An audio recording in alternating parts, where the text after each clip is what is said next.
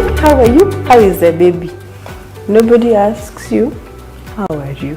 The World Health Organization estimates that 10% of pregnant women and 13% of those that have children or give birth suffer from a mental disorder. So when it happened the second time, I realized I can't cope. I had to quit my job.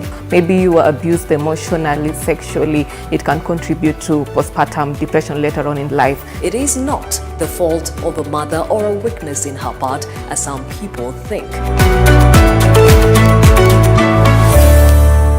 Health Diary in association with Good Life. A smile on your face is what we're about. That's why you'll always be welcome back to Good Life pharmacies across Kenya with the same smile on every visit. Good Life. We're all about you.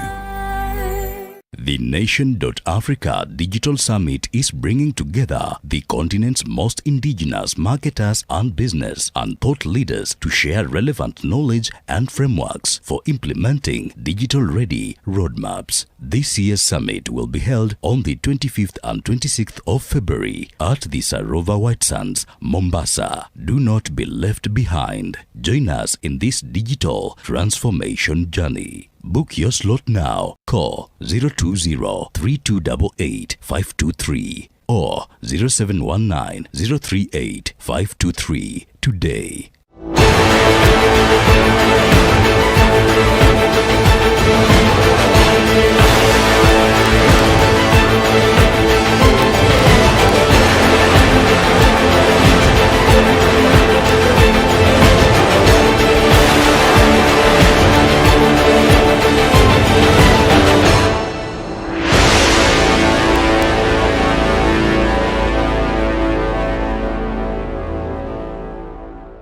Do more to protect yourself and family from viruses that remain on the clothes. Separate laundry that has been exposed and do not shake to minimize the possibility of dispersing the virus through the air. Soaking your laundry in water and hand washing powder does more to kill germs than just a normal wash. After washing, dry your clothes in direct sunlight. They say we do the expected. We say we're more than you expect. Sunlight, more than you expect. Komesha Corona. Wash your hands using soap and running water or use an alcohol-based sanitizer. Maintain social distancing of 1.5 meters and always wear a mask. Avoid wearing your mask under your nose, under your chin, because this doesn't protect you. The droplets can still land in the environment and things can still land on your nose and mouth. Komesha Corona. Okoa maisha. Raukia siku njema na tunukiwa offers kila siku. Pata offers zote mahali pamoja ili uongeze zaidi, utume SMS zaidi na ubrowse zaidi. Wewe usijali, tuma namba ya kila supplier kwa hiyo soko. Enda job nitaongea na kila mmoja wao.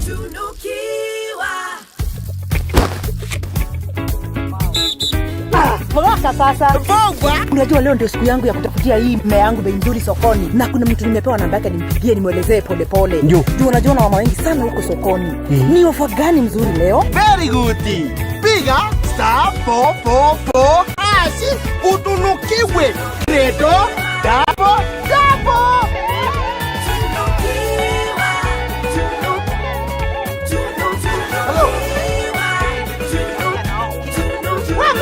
Sio kwangu, rudi. Sorry.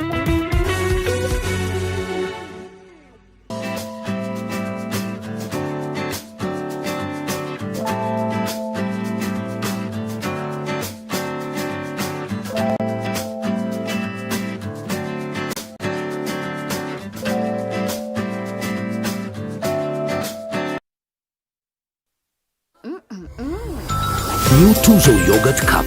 Size yako, bei yako.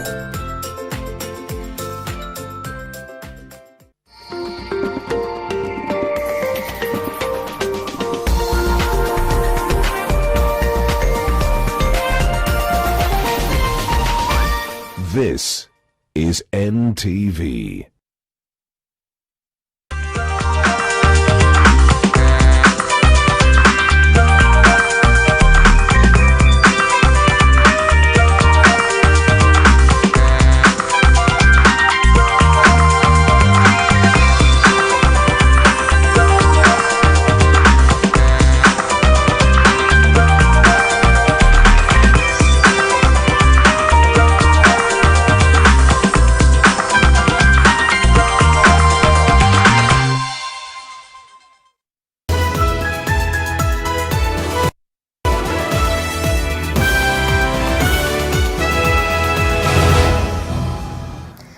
Well, a very good afternoon to you. They say today is a day for celebration of love. No wonder why the streets are filled with the color red, with bunches of roses and chocolates and teddy bears.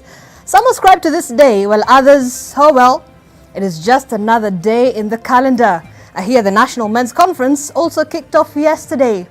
Not sure how that is going. Welcome to NTV at 1. My name is Zainab Ismail. But to begin on a sad note. A 15-year-old high school student vanished from his family's home in Kisii last year and ended up hundreds of kilometers away in Kajiado County. The boy, identified as Paulson Omare, is said to have been looking for his uncle. Shortly after, his uncle sent him back to his mother, and that was the last time anyone saw or heard from him. The family is now seeking information from anyone who may know what happened to Omare. A family in Kajiado is enveloped in pain and despair after the mysterious disappearance of their Form 1 son, Paulson Nyakwanya Omare. Omare has been missing for 1.5 months. His mother, Stella Magoha, says in the span of time her son went missing, her life has been turned upside down. Kajiado nimesunguka, tumekutana na mzee wa mitaa na nikasunguka nikaenda police station nikapiga report. Pia kuna vijana wengine wenye tuliokutana nao nikawapea picha, nikawatumania picha kwa WhatsApp. 15-year-old Paulson left his parents' home in Kisii last year on 27th December. Alitoka na simu zangu 2. Alafu kuna gari aliyopanda kutoka Kisii penye alipeana simu yangu. Akawapea namba, akawaambia kwamba nitawapelekea pesa, wanipee simu. Na ukweli baadaye huyo mwenye gari alinipigia simu. Akakuja wakati tukakutana na yeye Kisii akanirudishia simu moja. Hiyo simu nyingine ndio mtoto alibaki nayo. Paulson never informed anyone of his plans or his destination, but the following day, he is reported to have arrived in Kajiado County in search of his uncle. His uncle, however, says he sent the boy back to his mother. Omare is said to have boarded a matatu heading towards Isinya town when he was last seen. Mahali hapo tunataka kumwambia arudi. Mama yake anahangaika kwa sababu yake, arudi nyumbani. Paulson was last spotted wearing a grey t-shirt and blue jeans. The family is asking any person with information on the teen's whereabouts to report to the nearest police station or contact them on 0798 580 045. Gena Kirori, NTV. Well, we certainly hope some information might come forth with regards to Omare. The unease and conflict at the border of various countries in the continent continues to be a pain point. For Kenya, the borders with Ethiopia have presented scenes for fights, some which end fatally. However, this is hopefully going to change with the United Nations setting up a facility in Kenya, which is to serve the continent in bringing peace across the borders. Mamo Ale sets context to this. The sounds of nature, a welcome atmosphere in this part of the northern Kenya because the guns have gone silent along the porous Kenya-Ethiopia border.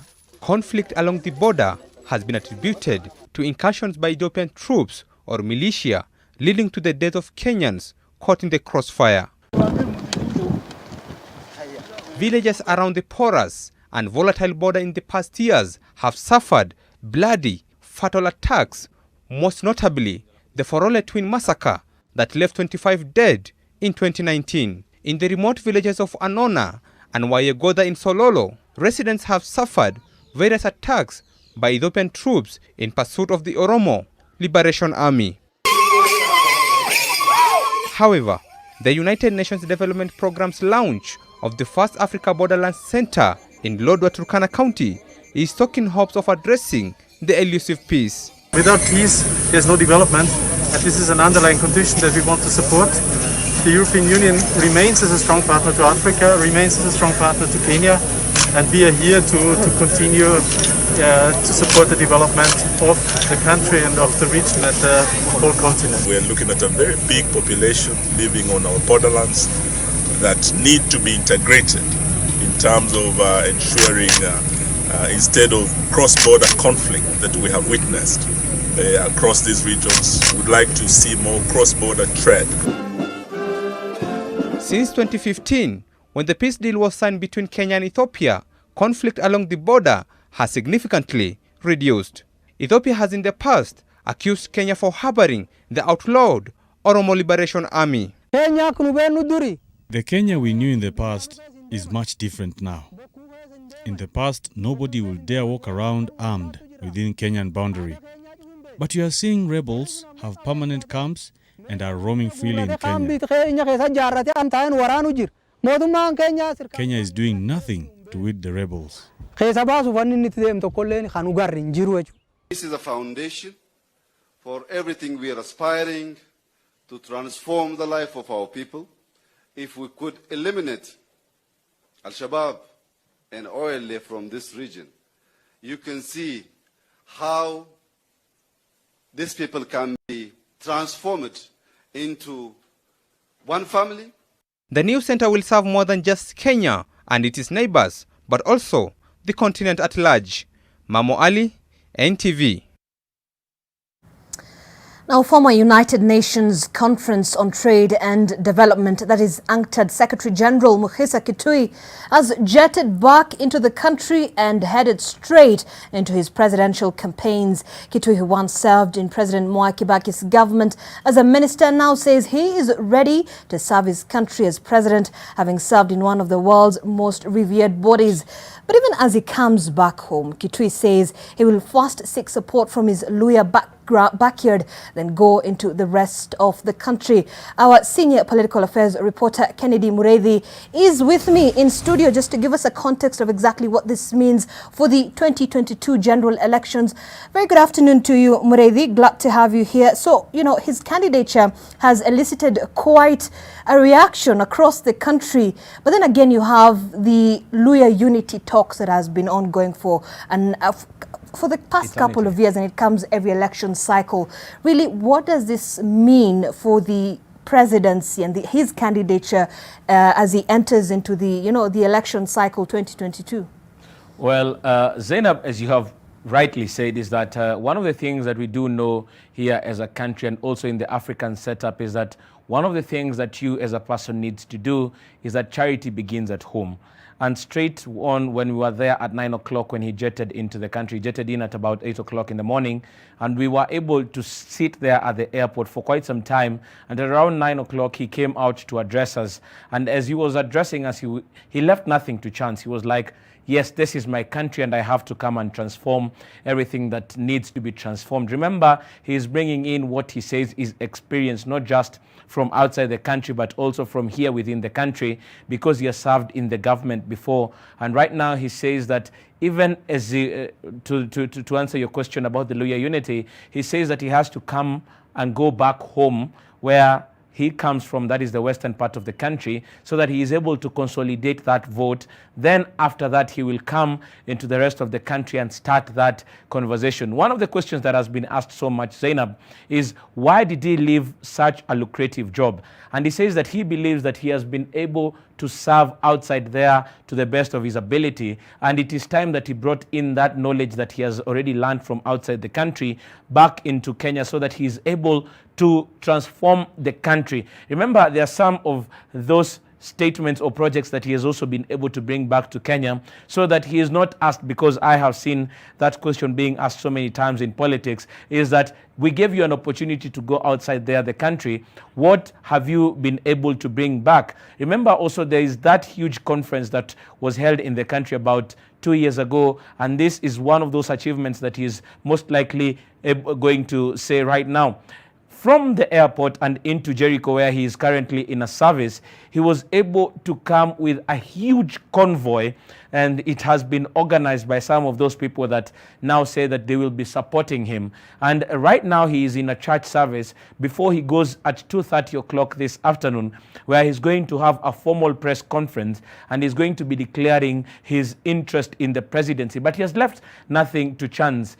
Then again, he says that the country has been facing numerous challenges, that he says he is the only person that can be able to solve some of those problems that the country has been facing. Another thing, Zainab, before I go back to you, remember in the western part of the country, he's coming at a time when Musalia Mudavadi, that is the party leader for Amani National Congress, and also the party leader for Ford Kenya, that is Moses Wetangula, have come together. Remember, these are two communities that have never seen eye to eye before. That is the Maragoli and also the Bukusu. So when they come together and say that they are going to form a formidable force moving forward, then there's a probability that the entrance of Muhisa Kitui might be consequential or might not be any consequential in this particular setup. Because if you do ask some of them, they're saying that they do believe that he is a project of one of the bigwigs in the country. But those are some of the questions that we'll be asking Muhisa Kitui in the press conference this afternoon,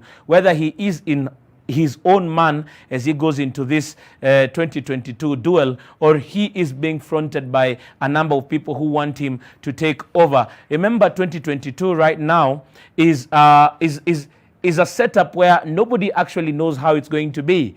Muhisa Kitui's pronouncement that he is going to be in position for that is actually another person who's been able to say that they want to be president is William Samoei Ruto, who is the deputy president. So it comes out at a time when the country is also looking to see who else wants to be the president. But right now, we were able to speak to him, and this is what he was able to tell us earlier on when he announced that he was going to be here. Baada ya hii safari ya siku ya leo, mimi nitajitayarisha kuenda nyumbani. Siasa yangu lazima itaanzia kule nyumbani Western Kenya. Naenda kuuliza watu, ni kueleza vile mimi nafikiria, wakiniweka mkono na kuniombea nirejee Nairobi ndio niseme kule nimetoka, wamenipigia hatua hii. Wanipiga jeki, nimefika kiwango hiki. Wamenikubali sasa nijihusishe na utafutaji wa hii ajira. Sasa huu ni muongo wa kwanza wa safari, itajukua miezi 18. Huu muda wote nataraji kwamba nitakuwa naongea na ninyi na kueleza Wakenya wote kinaga ubaga kwamba siasa yangu sio ya kutukanana. Heshima yetu ni kukumbuka the 3 key elements of the Kitui candidature. Well, Zainab, it's going to be a gruesome 18 months, as he is just one of those who has already declared that they want to be president. Musalia Mudavadi has also said that he is seeking this position. Kalonzo Musyoka has already said that he is seeking this position. Deputy President William Ruto has also said that he seeks this position. We are waiting to hear whether Raila Odinga is going to announce, because every time he is asked about that question, he says that he will decide after the BBI. Well, 18 months into politics, a day in politics is very long. We can only wait to know what next. But right now, it's back to you, Zainab. All right, thank you, Mureithi, for that very comprehensive context into exactly what is happening. And indeed, a very interesting next 18 months to the 2022 general elections, with the entrance of Muhisa Kitui into the presidential race. We'll be tracking exactly what will be happening in the political scene from here henceforth. Now, Kakamega Senator Cleophas Malala has indeed called on Deputy President William Ruto and ODM leader Raila Odinga to put aside their presidential ambitions and support Amani National Congress party leader Musalia Mudavadi for the presidency come 2022. Malala, who spoke in Kwale County yesterday, says DP Ruto and Raila's supporters have now gone overboard, going by the violence that has been witnessed in the rallies, and it is time the country was put in safe hands, such as those of Mudavadi. The NC Senator further notes that 2022 is a time the country wishes to have a leader who will lean more towards uniting the country and restoring financial stability. Unajua nchi yetu sasa hivi imegawanyika katikati kisiasa. Tuko na watu ambao wanaamini kwamba in 2022 ni lazima Raila akuwe kiongozi wa Jamhuri ya Kenya. Tuko na watu wanaamini kwamba in 2022 ni lazima Hasla akuwe kiongozi wa Jamhuri ya Kenya. Na mnajua Hasla akipata nusu ya Kenya inakasirika. Raila akipata nusu ya Kenya inakasirika. So mimi ningependa kuomba tafadhali, we need to look for a neutral person. Yule mtu ambaye anataka Kenya pamoja. Yule mtu ambaye anapenda amani.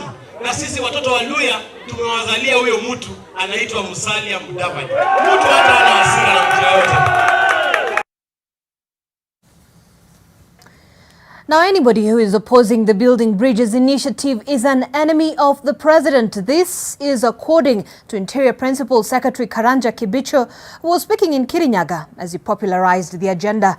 This comes on a backdrop of leaders who are against the BBI agenda decrying the manner in which the government is handling the matter. Zakis Mosame reports that the canvassing for support of the members of county assemblies to unanimously approve the 2020 constitutional amendment bill is not relenting.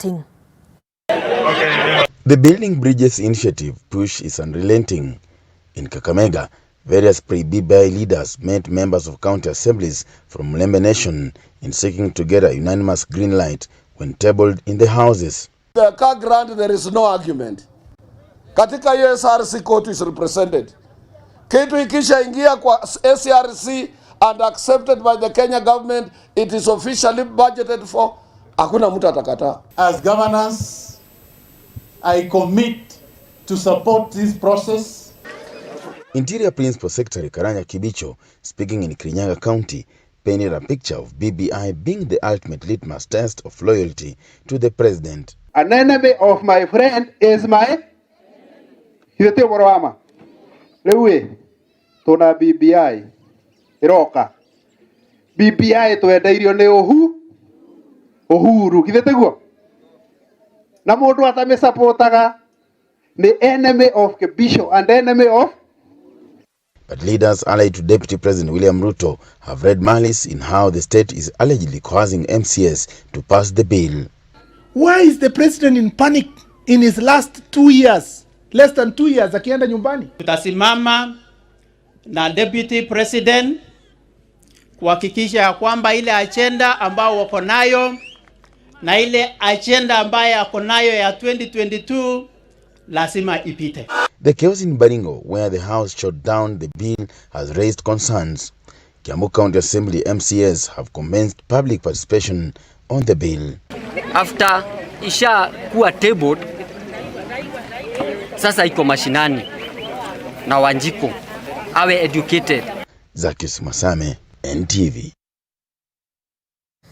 Meanwhile, Nyandarua Governor Francis Kimemia has called on women in business to support the Building Bridges initiative, noting there were numerous goodies in the document for them. Speaking at a day-long training organized by women business leaders from 26 counties in Nairobi, Governor Kimemia noted women and youth stood to gain from the revised 35% share for counties if the BBI passed, as there would be more opportunities for them to access funds to better their lives. According to the governor, there are provisions for women and youth to also access contracts that would be reserved for them, thus the need to support the initiative. Gloria Ndeke, a consultant for KEPSA, also told the women the increase from 15 to 35% would go a long way into creating more opportunities for the women. It gives you an opportunity, it gives you a networking platform, it creates linkages. But we want to have discussions around what we can be able to do to elevate ourselves to the level that can be respectable. That when we are walking on the road, that somebody points at you, says that is a woman from Kenya. Ninataka ukienda huko usiseme mmenyimwa pesa, mati sijui za WEF, zanga, ni nyinyi wenyewe hamujataka kujua kuzitafuta. Women are not interested in those small handouts that are being done every day. That's not to the interest of women.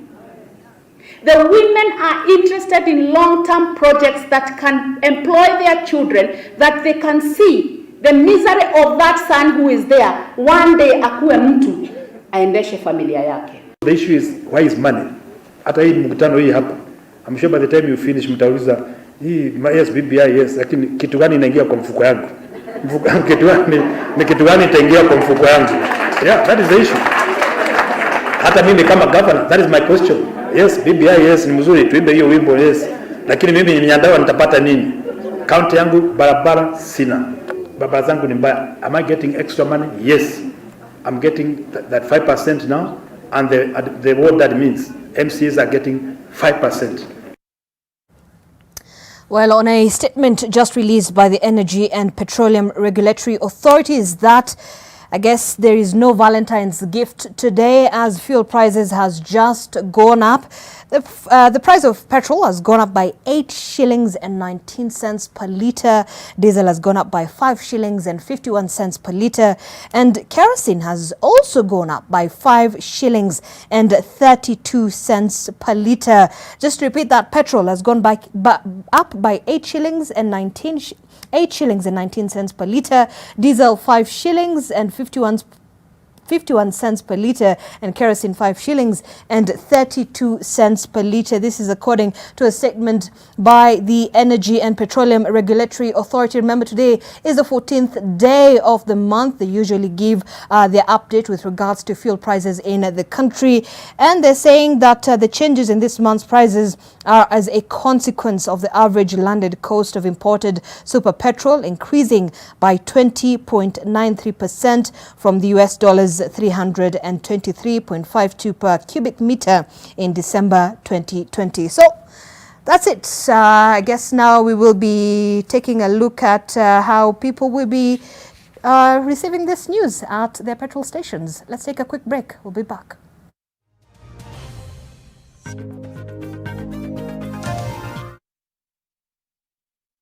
Royal Mabati offers cost-effective, weather-resistant quality sheets.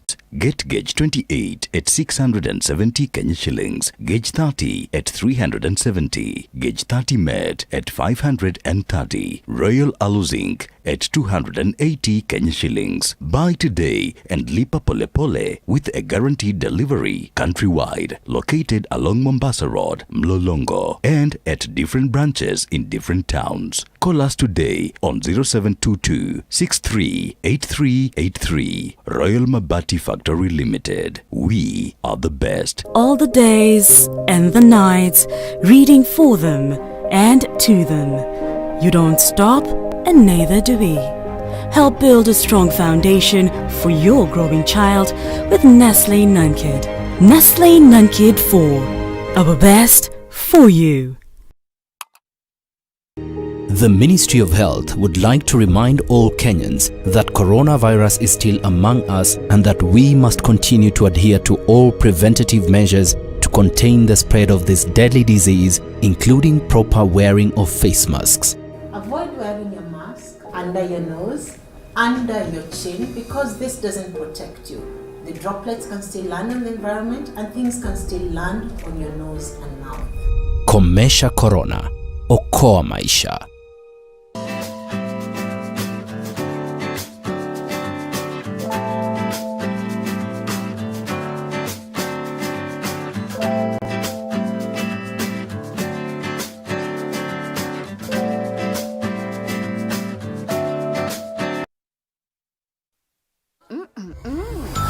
New Tuzo Yogurt Cup.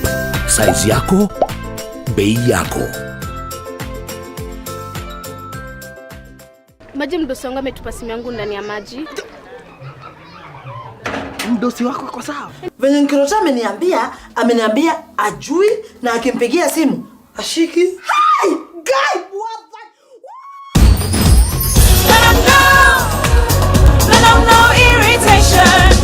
For the women who deserve more, Moped is now in Kenya and more than 40 countries. With its nylon-free surface, new Moped has unique softness and up to 100% protection. Your skin will love it.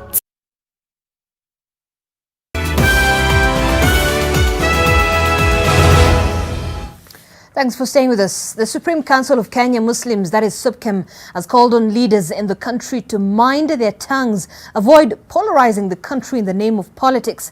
The council has instead called on politicians to preach peace and be a good example to Kenyans. Over the last few weeks, a number of politicians have been caught with their feet in their mouths and accused of hate speech. Lazima tushikane, tuache zile tofauti zetu za itikadi, za kisiasa, za kidini, za kimfumo, za kimaoni na mambo kadhalika. Kwa hivyo Mwenyezi Mungu kama atatubariki, Mungu ashatubariki. Kwa hivyo lazima tuendelee kubaki hivi tukiwa pamoja na zile tofauti ndogo ndogo. SUPKEM, as the premier Muslim umbrella organization, should put its house in order, take the vanguard and provide leadership to other Muslim organizations as they serve the Muslim Ummah. That SUPKEM will effectively coordinate and facilitate the actualization of the desires for a more united Muslim Ummah. Well, like I said, it is the 14th of February, and to many a day to celebrate love.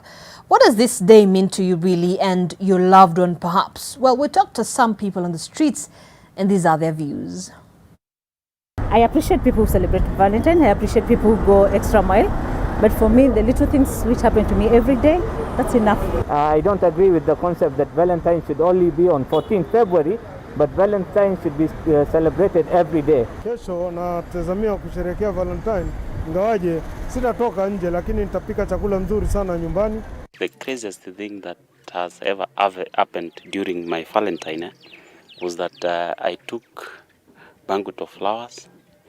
Reaching there is a place that I didn't know, but when I make calls, she was off. Kwa sababu nakumbuka siku moja nilikuwa nimejisatiti vizuri, nimejikaza, nikanunua maua na hapo nikatumana transport. Baada ya kutumana transport ama fare, kwa hakika kuna walaji wa transport ama fare ikakuliwa, mimi nikabaki na maua nikishinda pale mpaka jioni. I love her every day from day 1 to the last day of December. She has not even given me pressure for Valentine. Kesho ninatarajia kupokea zawadi kwa rafiki yoyote ambaye ananipenda kuniletea zawadi ya Valentines. Tampeleka swimming, baada ya hapo nimpige pia flower. Lazima tu kesho ni nice mama. All right, and let's now take a look at stories making headlines in the world of sports. And Kenyan champions Gor Mahia will be aiming to qualify for the group stage when they host Zambia's Napsa Stars in the first leg of their playoff match at Nyayo National Stadium this afternoon.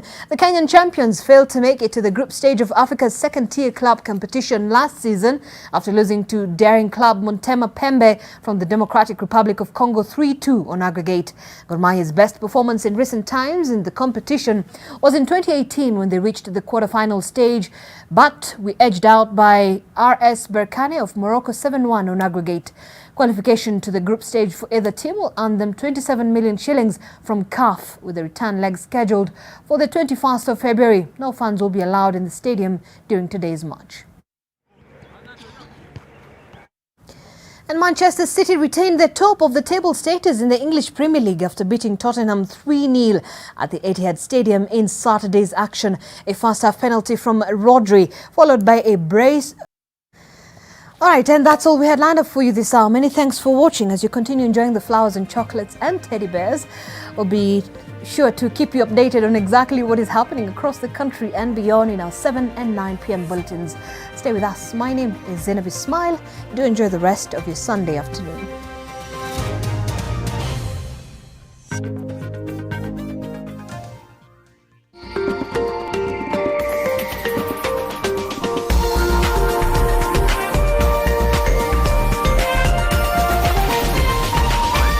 This is NTV.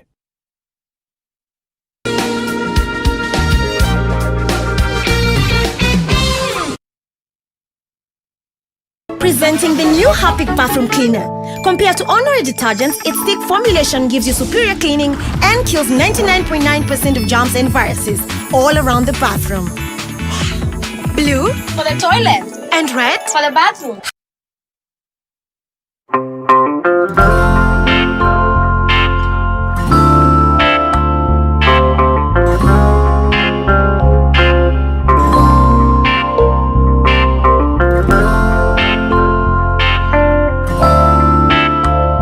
Breaking news from Molfix. Let's see what they're developing right now.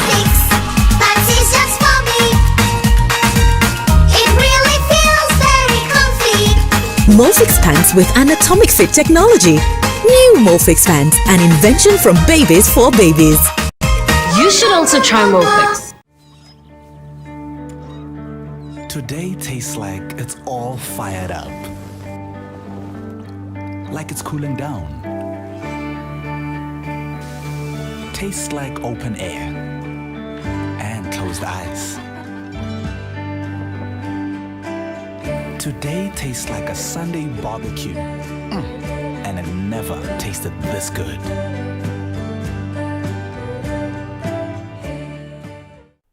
Parenting is all about learning when to be tough and when to be gentle. Tough, gentle. But when it comes to fever, you need to be both. Panadol Baby and Infant starts to work on fever.